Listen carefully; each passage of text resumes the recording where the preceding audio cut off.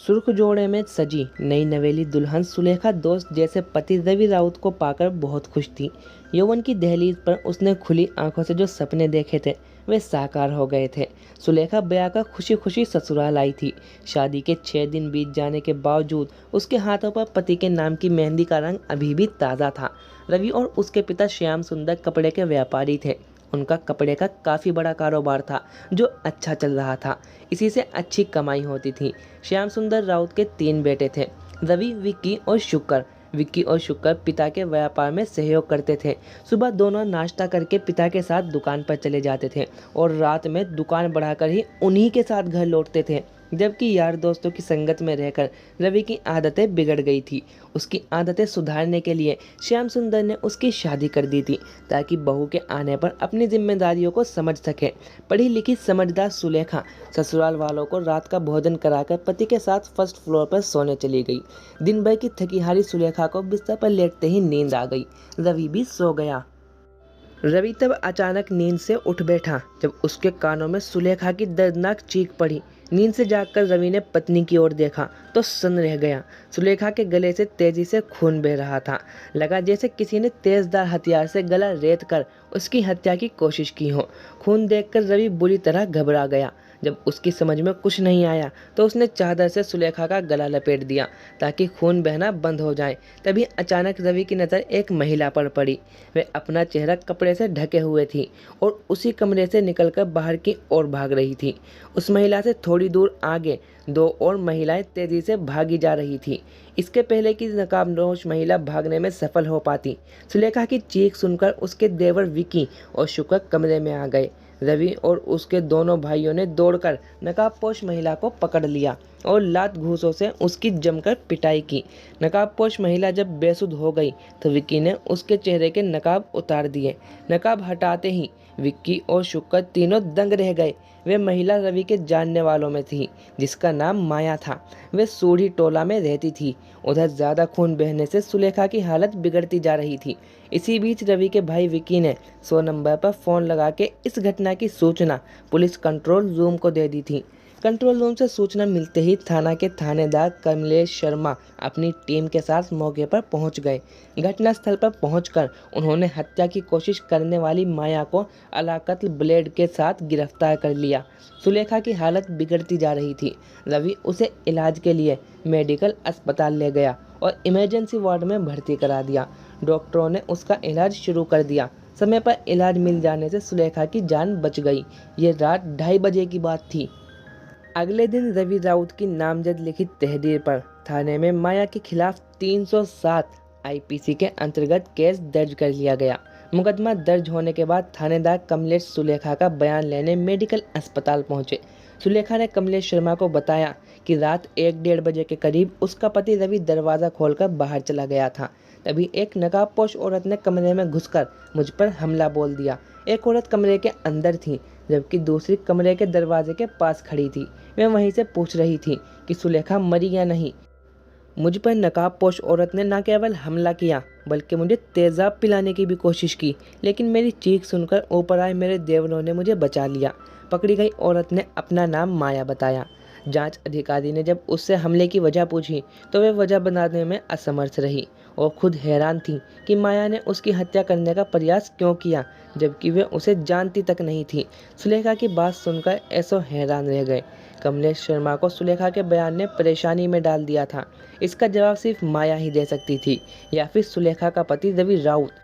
माया महिला थाने के हवालात में बंद थी। कमलेश शर्मा ने थाना लौटकर आरोपी माया को महिला थाने से बुलवाया, फिर उससे पूछताछ की। माया का बयान सुनकर विवेचक शर्मा अवाक रह गए। माया ने पुलिस को बताया कि रवि और उसके बीच करीब 3 साल से प्रेम संबंध थे। दोनों एक दूसरे को प्यार करते थे। रवि उससे शादी करना चाहता था लेकिन अपने घर वालों की वजह से वह ऐसा नहीं कर पाया। अपने बयान में माया एक एक रात से पर्दा उठाती गई। माया के बयान से इस मामले में एक दिलचस्प मोड़ आ गया। उसके बयान पर विश्वास करके पुलिस जब रवि से पूछताछ करने मगध मेडिकल स्टोर पहुंची तो रवि वहां नहीं था। उसकी जगह सुलेखा के पास उसका छोटा भाई विकी बैठा था। पुलिस ने जब विकी से रवि के बारे में पूछताछ की तो उसने बताया कि रवि घर पर होगा। ऐसा कमलेश ने रवि को अस्पताल बुलाने के लिए एक सिपाही उसके घर भेजा। सिपाही रवि के घर पहुंचा तो वह वहां भी नहीं था। पूछने पर घर वालों ने बताया कि वह रात से अस्पताल से घर नहीं लौटा है। सिपाही ने लौटकर ये बात एसओ को बता दी। कमलेश शर्मा सोच में पड़ गए कि जब रवि ना अस्पताल में है और ना ही घर पर, तो वह कहाँ गया। इसका मतलब वह फरार हो चुका था। निसंदेह पत्नी की हत्या के प्रयास के पीछे उसका भी हाथ था। उसके फरार होने से ये बात साफ हो गई कि माया ने जो बयान दिया था वह सच था। अब इस गुत्थी को सुलझाने के लिए रवि की गिरफ्तारी ज़रूरी थी। हकीकत जानने के लिए पुलिस ने रवि के मोबाइल फ़ोन की कॉल डिटेल्स निकलवाई। कॉल डिटेल्स से पता चला कि रवि और माया के बीच बातें होती रहती थी। घटना वाले दिन भी रवि और माया के बीच काफ़ी देर तक बात हुई थी। इस डिटेल से पुलिस इस नतीजे पर पहुंची कि रवि ने अपनी प्रेमिका माया के साथ मिलकर पत्नी की हत्या का षड्यंत्र रचा था, लेकिन वे अपने मकसद में कामयाब नहीं हो पाया था। बहरहाल सुलेखा ठीक होकर अस्पताल से घर आ गई, लेकिन तमाम कोशिशों के बाद भी रवि पुलिस के हत्थे नहीं चढ़ा। इस बीच पुलिस ने माया को अदालत में पेश करके जेल भेज दिया था। आखिरकार घटना के 1 महीने बाद रवि उस वक्त पुलिस के हत्थे चढ़ गया जब वह गया रेलवे स्टेशन से कहीं भागने के लिए ट्रेन के इंतज़ार में वेटिंग रूम में बैठा था।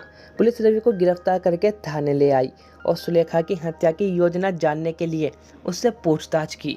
चाहकर भी रवि हकीकत को छिपा नहीं सका। उसने पुलिस के सामने सच उगल दिया। पूछताछ में रवि ने अपने और माया की प्रेम कहानी सिलसिलेवार बतानी शुरू की। माया शादीशुदा और 3 बच्चों की माँ थी। उसका पति मनोहर बाहर रहकर नौकरी करता था। वे 6 महीने में या साल भर में एक आध बार ही घर आकर कुछ दिन बिता पाता था। माया भले ही 3 बच्चों की माँ थी, लेकिन उसका शारीरिक आकर्षण खत्म नहीं हुआ था। उसका कसा हुआ शरीर और गोरा रंग पुरुषों को आकर्षित करने के लिए काफ़ी था। सच संवर कर माया जब घर से बाहर निकलती थी तो अनचाहे में लोगों की नज़रें उसकी ओर उठ ही जाती थी। कभी कभी रवि माया के घर के सामने से होकर घाट बाजार स्थित अपनी दुकान पर जाया करता था। 1-2 बार का आमना सामना हुआ तो दोनों की नज़रें टकरा गई। धीरे धीरे दोनों एक दूसरे की ओर आकर्षित होने लगे। जल्द ही वे समय भी आ गया जब दोनों ने आकर्षण को प्यार का नाम दे दिया। इस प्यार को शारीरिक संबंधों में बदलते देर नहीं लगी। इसकी एक वजह यह भी थी कि माया का पति परदेश में था और वे शारीरिक रूप से प्यार की प्यासी थी। धीरे धीरे रवि और माया के प्यार के चर्चे पूरे सूढ़ी टोला में होने लगे। रवि घर से दुकान पर जाने की कहकर निकलता और पहुंच जाता माया के पास। जब तक वे दुकान पर पहुंचता तब तक उसके दोनों भाई विक्की और शुक्र दुकान पर पहुंचकर पिता के साथ काम में लग जाते। रवि देर से पहुंचता तो पिता श्याम सुंदर राउत उससे देर से आने की वजह पूछते, लेकिन वे चुप्पी साध लेता था। इससे श्याम सुंदर और भी परेशान हो जाते थे। उनकी समझ में नहीं आ रहा था कि रवि को आखिर हो क्या गया। उन्होंने उससे देर से आने का रहस्य पता लगाने का फैसला किया। आखिरकार श्याम सुंदर ने जल्द ही सच का पता लगा लिया। पता चला उनका बेटा रवि एक शादीशुदा और 3 बच्चों की मां माया के प्रेम जाल में फंसा है। बेटे की सच्चाई जानकर वे परेशान हो गए। उन्होंने रवि को माया से दूर रखने के बारे में सोचना शुरू किया। सोच विचार कर वे इस नतीजे पर पहुंचे कि रवि की शादी कर दी जाए तो वे माया को भूल जाएगा। उन्होंने रवि की शादी की बात चलाई तो बात बन गई। फलस्वरूप सुलेखा से रवि का रिश्ता तय हो गया। रिश्ता तय हो जाने के बाद रवि जब कभी माया के घर के सामने से गुजरता तो उससे नजरें मिलाने के बजाय चुपचाप निकल जाता। रवि में अचानक आए इस बदलाव से माया परेशान हो गई। उसकी समझ में नहीं आ रहा था कि अचानक रवि को क्या हो गया जो उसने मुंह फेर लिया। माया से रवि की जुदाई बर्दाश्त नहीं हो पा रही थी। एक दिन वे रवि का रास्ता रोककर उसे अपने घर ले आई। फिर उसने रवि से पूछा, तुम्हें अचानक ऐसा क्या हो गया जो मुझसे मुंह फेर लिया? नहीं, ऐसी कोई बात नहीं है माया, रवि ने सहज भाव से कहा। ऐसी कोई बात नहीं है तो अचानक मुझसे मुंह क्यों मोड़ लिया? माया, अब हमारा मिलना संभव नहीं है, रवि ने नज़रें झुकाकर कहा। क्यों संभव नहीं है हमारा मिलना? मैं तुमसे कितना प्यार करती हूँ, जानते तो हो। फिर हमारा मिलना क्यों नहीं संभव है? क्योंकि मेरे घर वालों ने मेरी शादी करने का फैसला कर लिया है। रवि का जवाब सुनकर माया के होश उड़ गए। माथे पर हाथ रखकर वे बिस्तर पर जा बैठी। कुछ देर दोनों के बीच खामोशी छाई रही। उस खामोशी को माया ने ही तोड़ा। आखिर क्या समझ रखा है तुमने मुझे? मैं कोई खिलौना नहीं हूँ कि जब चाहा खेला और जब चाहा छोड़ दिया। मेरी ज़िंदगी बर्बाद करके तुम किसी और के साथ शादी रचाओगे? तुमने ये कैसे सोच लिया कि मैं ऐसा होने दूंगी? मेरे जीते जी ऐसा हरगिज़ नहीं हो सकता। मेरी बात समझने की कोशिश करो माया। माया के सामने रवि हाथ जोड़कर गिड़गिड़ाने लगा। मैं घर वालों के सामने बेबस हूँ, मुझे उनके सामने झुकना ही पड़ा। रवि ने माया को समझाने की कोशिश की। तुम तो जानती हो मैं भी तुमसे कितना प्यार करता हूँ। तुम्हारे बिना जीने की कल्पना तक नहीं कर सकता। मैं कुछ नहीं सुनना चाहती। तुम्हें जो भी करना है करो, लेकिन मैं तुम्हारी शादी नहीं होने दूंगी। माया ने रवि को धमकाया। रवि माया को काफ़ी देर तक समझाता रहा, लेकिन माया ने रवि की शादी की बात स्वीकार नहीं की। उसने खुलकर धमकी दी कि अगर उसने किसी और से शादी की तो इसका अंजाम उसे भुगतना पड़ेगा। उस दिन के बाद से रवि ने ना तो माया से बात की और ना ही मिला। माया ने सपने में भी नहीं सोचा था कि रवि उसे धोखा देगा और किसी दूसरी लड़की से शादी रचा लेगा। उसकी बेवफाई से माया घायल नागिन सी बन गई। उसके सीने में बदले की आग धधकने लगी। माया रवि से बदला लेने के लिए भले ही घायल नागी बन गई थी, लेकिन उसकी जुदाई में उससे कहीं ज़्यादा तड़प रही थी। रवि भी माया से मिलने के लिए विरह की आग में जल रहा था। उससे रहा नहीं गया और 1 महीने बाद वह माया के पास लौट आया। सारे गिले शिकवे भुलाकर माया ने उसे प्यार के आंचल में छिपा लिया ताकि उनके प्यार को ज़माने की नज़र न लग जाए। रवि ने माया से कहा कि माँ बाप की खुशी के लिए वे सुलेखा से शादी तो ज़रूर करेगा, लेकिन उसे कभी पत्नी का दर्जा नहीं देगा और मौका मिलते ही उसे सदा के लिए अपने रास्ते से हटा देगा। रवि की बात पर माया ने सहमति जता दी। रवि की शादी के बाद सुलेखा को रास्ते से हटाने के लिए माया शादी से पहले ही योजना बनाने में जुट गई। बहरहाल वे दिन भी आ गया जिसका रवि और माया को इंतज़ार था। रवि की शादी सुलेखा के साथ हो गई। सुलेखा मायके से विदा होकर ससुराल आ गई। दूसरी ओर माया का आना जाना बंद हो जाने से ईर्ष्या की आग में जल रही थी। रवि भले ही माया के पास नहीं जा रहा था, लेकिन फ़ोन से दोनों अक्सर बातें हो ही जाती थीं। माया उसे बराबर उसका वादा याद दिलाती रहती थी। रवि उससे कह देता था कि जल्द ही अपना वादा पूरा करेगा। शादी के 4-5 दिन बाद रवि के घर से सब मेहमान चले गए। घर पूरी तरह खाली हो गया। दोपहर में रवि चुपके से माया से मिलने उसके घर जा पहुंचा। उस वक्त घर में माया के अलावा कोई नहीं था। उसके तीनों बच्चे स्कूल गए हुए थे। पहले तो दोनों ने मौके का भरपूर फ़ायदा उठाया। फिर रवि और माया अपने पहले से तैयार योजना पर बात की। रवि ने माया से कहा कि आज रात सुलेखा को हमेशा के लिए रास्ते से हटा दिया जाएगा। मेरे फ़ोन का इंतज़ार करना। जैसे ही मैं फ़ोन करूं, धारदार हथियार लेकर मेरे घर आ जाना। घर का दरवाज़ा खुला रहेगा। रात 10 बजे के करीब सुलेखा पति, सास, ससुर और देवरों को खाना खिलाकर पति के साथ पहली मंजिल पर सोने चली गई। उसे क्या पता था कि आज की रात उस पर भारी पड़ने वाली है। खैर, पति पत्नी की बातें करते करते कब तक सो गए पता ही नहीं चला। रात 1 बजे के करीब रवि की आंख खुल गई। उसने देखा सुलेखा गहरी नींद में सो रही थी। रवि मोबाइल लेकर आहिस्ता से बिस्तर से नीचे उतरा और दरवाज़ा खोलकर बाहर चला गया। तभी सुलेखा की आंखें खुल गई। उसने पति से इतनी रात गए बाहर जाने के बारे में पूछा तो रवि ने कहा कि बाथरूम जाना है, अभी आता हूँ। रवि घर से बाहर निकल आया और फ़ोन करके माया को बता दिया कि रास्ता साफ है, आ जाओ। थोड़ी देर बाद रवि बाहर से लौट आया और फिर सोने का नाटक करने लगा। करीब 30 मिनट बाद माया 2 महिलाओं के साथ रवि के घर पहुंच गई।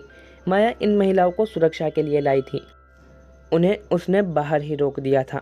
माया स्वयं चुपके से सीढ़ियों के सहारे रवि के कमरे में दाखिल हो गई। उसे रवि के घर का कोना कोना पता था। सुलेखा रवि के बगल में सोई हुई थी। माया ने साथ लाए धारदार ब्लेड से सुलेखा के गले, चेहरे और आंख पर वार किया। साथ ही उसका गला दबाने का भी प्रयास किया। अचानक हुए इस हमले से सुलेखा के मुंह से दर्दनाक चीख निकल गई। पत्नी की चीख सुनकर सोने का बहाना कर रहा रवि उठ बैठा। तब तक नीचे से रवि के दोनों भाई विक्की और शुक्र ऊपर कमरे में पहुंच गए। विक्की और शुक्र को देखकर माया डर गई, क्योंकि रवि का पूरा गेम ही उल्टा पड़ गया था। जैसे ही माया वहां से भागी, विक्की और शुक्र ने उसे दौड़कर पकड़ लिया और उसे मारने पीटने लगे। किसी को शक न हो सोचकर रवि भी भाइयों के साथ जा मिला और मौका देखकर माया को लात थप्पड़ मारने लगा। माया के गिरफ्तार हो जाने के बाद उससे महिला थानों ने एसओ विमला से पूछताछ की। माया ने सुलेखा की हत्या की योजना का खुलासा कर दिया कि कैसे उसने अपने प्रेमी रवि के साथ मिलकर सुलेखा की हत्या की योजना बनाई थी। उसके बयान पर पुलिस ने उसके प्रेमी और सुलेखा के पति रवि को पत्नी की हत्या की कोशिश करने का मुकदमा दर्ज करके गिरफ्तार कर लिया। दोनों प्रेमी प्रेमिका रवि राउत और माया जेल में बंद थे। बेटे की करतूत पर माँ बाप को काफ़ी दुख पहुंचा। स्वस्थ हो चुकी सुलेखा ससुराल से मायके लौट गई। तो दोस्तों, आपको ये वीडियो कैसी लगी कमेंट सेक्शन में ज़रूर लिखिए और ऐसी ही और मज़ेदार कहानी के लिए हमारे चैनल को लाइक, शेयर और सब्सक्राइब करना ना भूलें और नोटिफिकेशन को ऑल पर ज़रूर सेट करें। मिलते हैं नेक्स्ट वीडियो में। Thank you for watching.